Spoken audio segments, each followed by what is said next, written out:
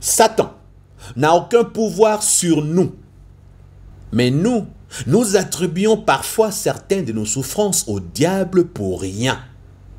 Frères et sœurs, dans 1 Pierre chapitre 3 verset 17, la Bible dit « Car il vaut mieux souffrir, si telle est la volonté de Dieu, en faisant le bien qu'en faisant le mal. » La Bible reconnaît donc que certaines de nos souffrances ne viennent pas de Satan. La Bible reconnaît donc que dans la volonté divine, il arrive à Dieu de vouloir que nous souffrons. Frères et sœurs, moi dans ma vie, je n'attribue plus rien à Satan. Parce que je ne lui appartiens pas. J'appartiens au Créateur. J'appartiens à l'Éternel des armées. Parce que je suis assis avec Christ à la droite du Père. Et la Bible me dit clairement qu'il vaut mieux que je souffre si telle est la volonté de mon Dieu en faisant le bien qu'en faisant le mal. Beaucoup de chrétiens aujourd'hui, pasteur, si je pêche, c'est parce que je n'ai pas d'argent. Comme un jour une sœur qui est à l'intérieur du pays, qui est venue à Kinshasa, qui devait vendre son corps pour gagner de l'argent et pouvoir vivre. Frères et sœurs, Dieu te dira, si tu crois en moi, ma volonté est de te voir souffrir pour ton salut. Continue à faire le bien et non le mal. Continue dans la sainteté et non dans le péché. Tu vas me dire, pasteur, je vais dormir affamé. Pasteur, je vais manquer les habits. Je vais dormir dehors. Mais moi qui te parle, je l'ai vécu. Lorsque mon père m'a chassé à cause de Jésus, je me suis retrouvé dans la rue. J'ai dormi dehors à la belle étoile. J'ai ramassé ma nourriture dans la poubelle. Eh bien, c'est facile à dire, il faut le vivre pour l'expérimenter. C'est douloureux, c'est dur. D'être là sans avenir, sans habits à porter, sans un endroit pour te laver, sans une nourriture à mettre sous sa dent. L'avenir est incertain. On se pose mille et une questions, mais Dieu, je suis ton enfant. Pourquoi tu me laisses souffrir? Mais on comprend mieux que c'est une étape. L'or passe par le feu pour devenir ce qu'il est. Eh bien oui, je vous annonce aujourd'hui qu'il est parfois de la volonté de Dieu que tu souffres.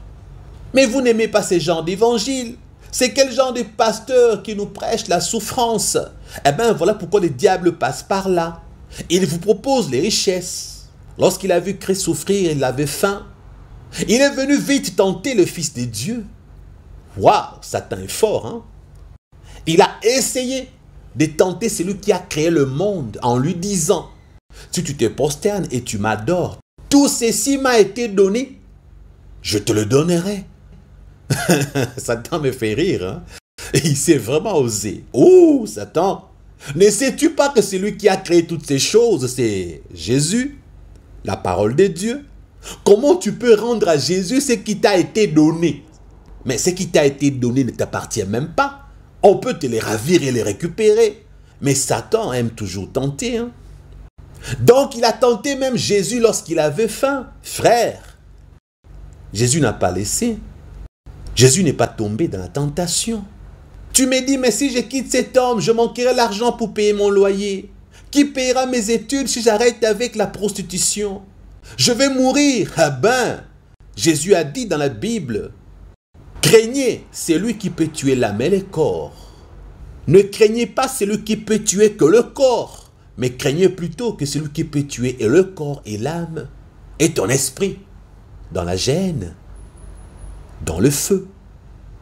Toi, tu as peur aujourd'hui de la faim, tu as peur de mourir physiquement et tu préfères pécher. Tu ne crains pas Dieu.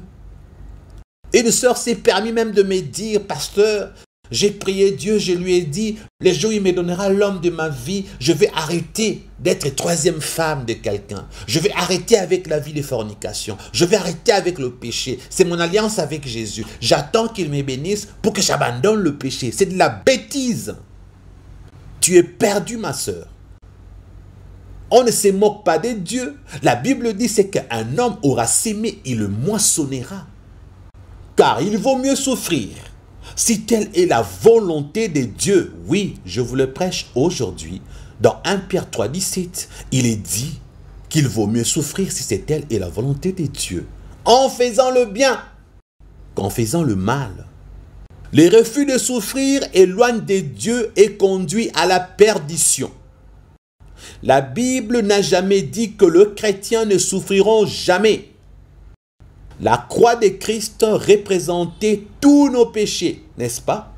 La croix signifiait la condamnation légale de celui qui avait commis des crimes. Christ, considéré comme coupable à cause de nous, on lui a fait porter sa croix, c'est-à-dire nos péchés. Pour Christ, la croix qu'il portait symbolisait son acceptation volontaire de souffrir pour sauver l'humanité. Et c'est son Père qui voulait qu'il souffrit la mort de la croix pour nous. La volonté de Dieu était que Christ souffre. Et Christ accepta de souffrir en demeurant dans la sainteté. Alléluia. Christ nous dit dans Luc chapitre 9 verset 23. Puis il dit à tous, si quelqu'un veut me suivre, qu'il renonce à lui-même, qu'il se charge chaque jour, écoutez bien, chaque jour de sa croix et qu'il me suive. Moi qui vous parle, j'ai énormément souffert. J'ai même honte de vous relater certains faits, de vous détailler certaines de mes souffrances. J'ai honte. Mais laissez-moi vous dire pour que vous compreniez.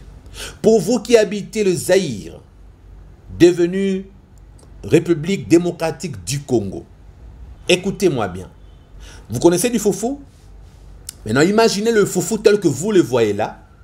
Dans mes souffrances, il m'est arrivé de manger ces foufous-là avec du sel. Tu pourras le faire, ma soeur, toi Congolaise qui me regarde. Essaie un peu de manger du foufou avec du sel. Hein? Si tu y arrives, appelle-moi et dis-le-moi. Toi, Congolais qui m'écoute en ces moments, essaie de prendre du foufou et de le manger avec du sel. Si tu y arrives, appelle-moi et dis-le-moi. Et ce n'est pas encore fini. Avez-vous déjà dormi par terre et qu'au milieu de la nuit, vous sentez un corps étranger se frotter contre votre corps? Lorsque vous mettez la main, vous sentez que ça glisse et que le corps étranger en question est lisse. Lorsque vous ouvrez les yeux, vous regardez, c'est un serpent qui a suivi la chaleur de votre corps, qui s'est blotti sur vous, sous votre chaleur. Et puis pas n'importe quel serpent, un serpent bien venimeux. Eh bien, cela m'est arrivé. J'ai dormi un jour avec un serpent. Il a été tué, bien sûr.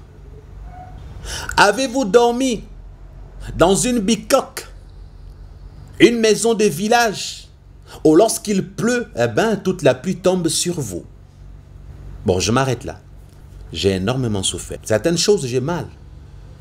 Je ne saurais pas vous en parler. Mais sachez que la souffrance, c'est un brisement que Dieu utilise pour nous modeler et nous façonner.